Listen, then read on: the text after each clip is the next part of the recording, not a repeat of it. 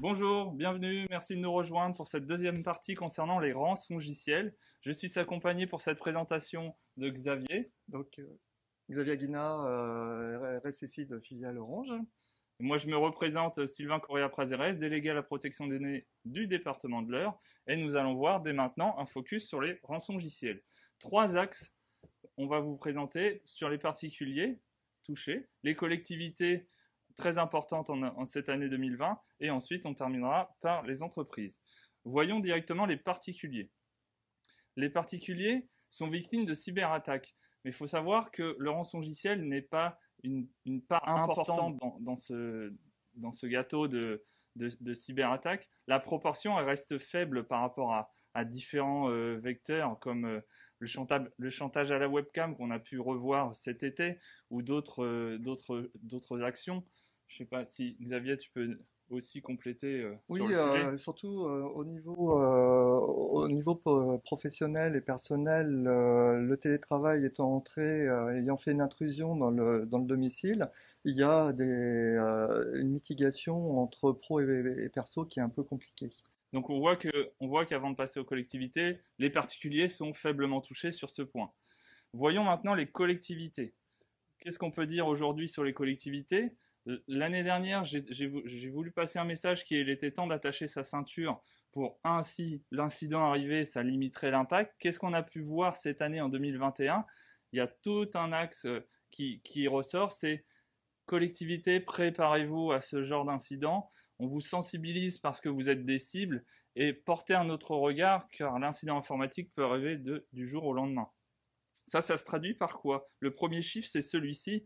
Le rapport MIPS qui relève ces 400 000 euros, le coût que peut avoir un incident de cyber-malveillance, c'est pas négligeable parce que les budgets des systèmes d'information tendent à être stables, alors que les collectivités ont une transformation numérique qui est là depuis de nombreuses années.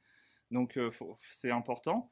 Ensuite, on a vu un communiqué au mois d'octobre concernant le cybermois qui relève trois choses. La première, c'est que les menaces explosent à l'attention des collectivités, parce que ça reste des cibles, et malgré tout, quand elles sont touchées, 30% sont des rançongiciels. Donc vous voyez qu'en 2020, on a quand même une croissance importante sur le sujet. Autre rapport qui a été publié par l'AMF, l'Association des maires de France.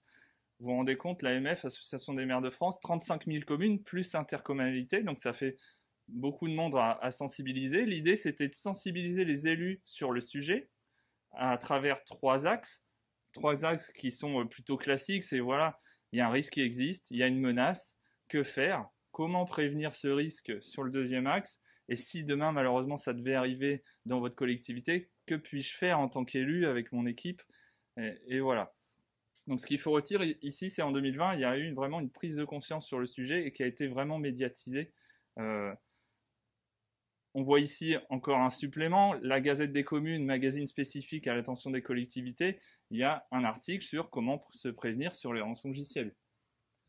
Si on continue, du coup, l'actualité, c'est le constat, c'est vraiment les collectivités sont de plus en plus nombreuses à être touchées. Si on sort de France et du sujet rançongiciel, même à travers un simple reportage sur un autre sujet, on voit que le début du reportage mentionne que les institutions sont nombreuses à être touchées et il y a le désarroi des décideurs publics. Et là, on parle des États-Unis, le département de l'énergie qui aurait été touché et d'autres départements. Si je poursuis, l'ANSSI a évoqué un plan de relance qui va contenir une enveloppe spécifique à l'attention des collectivités pour la sécurité numérique de leur infrastructure et de leur collectivité. Donc c'est spécial collectivité, donc on peut espérer pour l'année 2020 une enveloppe à leur attention.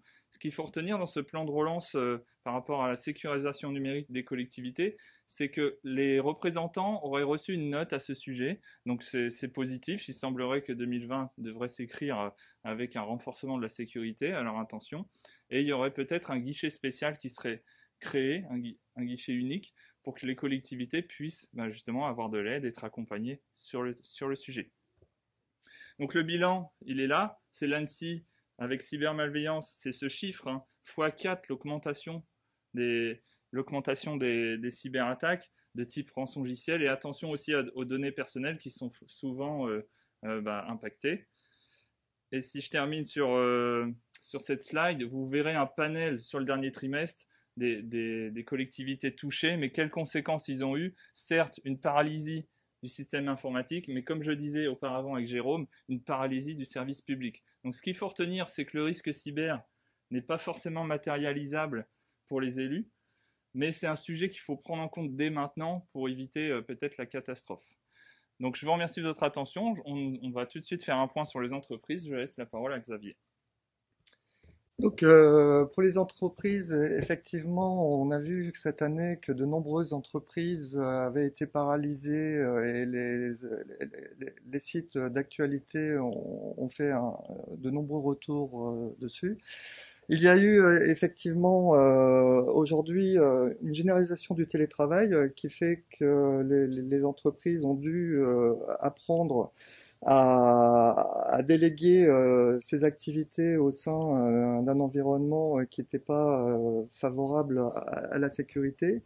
De nombreuses entreprises ont eu effectivement aussi des problématiques de budget, donc avec un abandon peut-être de la sécurité et aussi, je dirais, un déploiement de la transformation numérique plus ou moins bien fait, qui a peut-être permis à certains pirates de pouvoir profiter de la situation. Donc aucun changement pour l'année 2021 sous le signe du ransomware, avec toujours autant de ransomware. Des organisations, des cyberattaquants qui sont toujours, je dirais, de plus en plus aguerris aux outils qu'ils utilisent. Ils sont très aptes, je dirais, à acheter des 0D et des outils pour parfaire leur attaque. Et ils sont prêts à débourser énormément d'argent. Donc une grande collaboration entre cyberattaquants. Donc un panorama de l'année dernière avait été réalisé sur les rançongiciels. Cette année, il a été mis à jour par Pierre-Antoine, que je remercie au passage de ce travail. Et il n'est pas plus rassurant, voire peut-être moins rassurant, parce que j'ai peur que l'année prochaine, pour la prochaine édition, on ait besoin cette fois-ci de deux pages, pour la réalisation. Donc n'hésitez pas aussi à la consulter ultérieurement pour voir chaque mois les incidents qu'il y a pu avoir. En effet, c'est très intéressant. Et d'ailleurs, je vais revenir sur deux exemples stigmatisants pour les entreprises, notamment Whirlpool, qui a eu deux attaques successives parce que la première avait réussi à exfiltrer plus de 5000 fichiers. Bon, heureusement pour eux, leur système d'information n'a pas subi un chiffrement. Donc la première tentative de négociation avait échoué. Les cyberattaquants ont profité de la fragilisation de leur système d'information pour refaire une tentative d'attaque qui a d'ailleurs été réussie. Donc ce qu'on peut en conclure, c'est que les entreprises qui ont subi une attaque, soit par ransomware ou autre, ne sont pas forcément en capacité à réélever la sécurité de leur système d'information dans un temps assez contenu.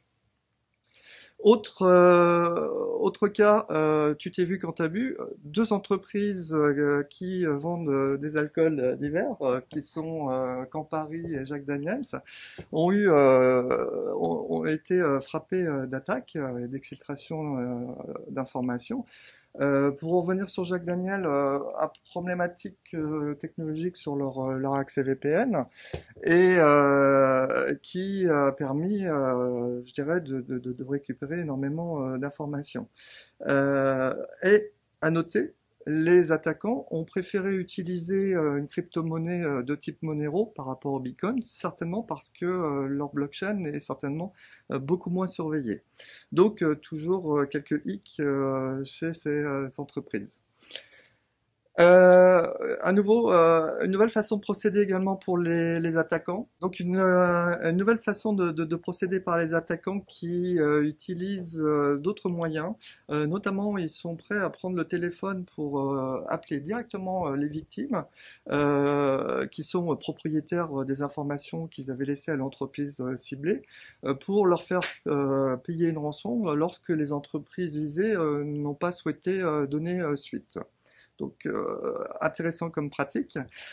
Également, ce qu'on a pu noter, c'est pour les entreprises qui disposent de cyberassurance, celles-ci sont beaucoup plus enclins à payer des rançons parce que les assureurs les poussent à le faire, ils sont vraiment encouragés pour que ces entreprises puissent avoir de nouveau une reprise d'activité.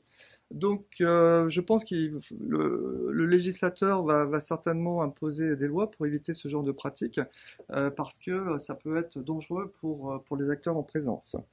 Comme par exemple des attaques qui sont notamment internes, donc les attaquants ou cyberattaquants vont directement utiliser des employés de l'entreprise en leur promettant de l'argent pour récupérer des droits, des configurations, afin de pouvoir parfaire leur attaque. Ce qui a été le cas pour, je dirais, Amazon, ce qui a été le cas pour d'autres entreprises pris dans cette problématique. Pour conclure cette présentation, je pense que les rançongiciels sont toujours d'actualité, ils vont toujours progresser. Ce qu'il faut retenir, c'est peut-être qu'est-ce qui va s'écrire pour 2021. Est-ce qu'on aura peut-être du cyber-rating, de l'attaque par les tiers de plus en plus sophistiquée, ou probablement l'usage natif d'outils sur les serveurs. On ne sait pas. Donc on vous donne rendez-vous l'année prochaine peut-être